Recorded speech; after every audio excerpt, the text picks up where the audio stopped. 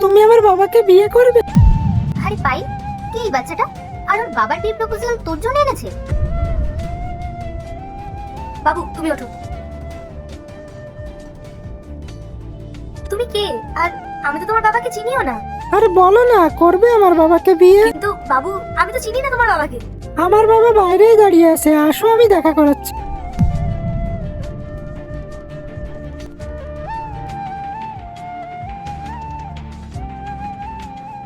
রোহন তুমি? আরে পায়েল, তুমি এখানে? পাইল, এটা তোর এক্স না, যে তোকে ছেড়ে একটা অন্য মেয়ের সাথে অ্যারেঞ্জ ম্যারেজ করে নিয়েছিল? তুমি এখানে কি করছো? আরে বাবু, তুই ইনাদের কাছে কি করছিস? তোমার ছেলে পাইলের কাছে বিয়ের জন্য প্রপোজাল নিয়ে এসেছে, কিন্তু তোমার ছেলে তো জানেই না, পাইল তোমার মুখও দেখতে চায় না, বিয়ে তো অনেক দূরের কথা। তোরা সবাই ভিতরে যা, আমার রোহনের সাথে কিছু কথা আছে। পাইল, তুই এখন এর সাথে কথা বলবি? হ্যাঁ, তোরা প্লিজ ভিতরে যা। রোহন, কি হচ্ছে সব?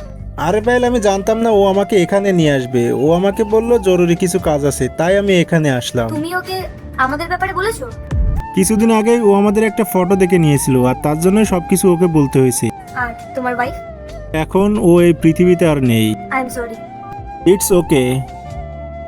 এবার আমার কথার উত্তরটা দাও। বাবু আমি একটু ভেবে বলি।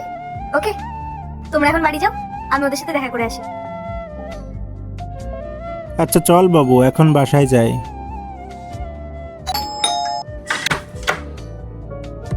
তোমরা দুজন এখানে? আমি ভাবলাম যতদিন তুমি উত্তর না দিচ্ছ ততদিন আমরা এখানেই থাকবো। আর আমি না, দেখো আমার বাবাকে নিয়ে এসেছি।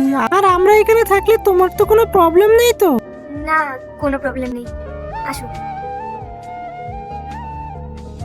এরপর কি হয় সেটা দেখার আগে, যে মায়ের কাছে 10 টাকা চাইলে 20 টাকা দেয়, একটা রুটি চাইলে 10টা রুটি দেয়, সে মাকে যদি ভালোবেসে থাকেন অবশ্যই ভিডিওটি লাইক করে চ্যানেলটি সাবস্ক্রাইব করে দিবে, আর কমেন্টে আই লাভ ইউ মা লিখে যাবে। আমি কি তোমাকে মা বলে ডাকতে পারি প্লিজ? ঠিক আছে। তুমি জানো আমি আগে না আমার মায়ের কোলে মাথা রেখে ঘুমাতাম, আর আমি চাই আমি তোমার কোলে এখন মাথা রেখে ঘুমাবো, প্লিজ। আসো। আর এভাবেই বেঁচে থাকুক হাজারো মায়ের ভালোবাসা। মায়েরা সত্যিই সন্তানকে অনেক ভালোবাসে।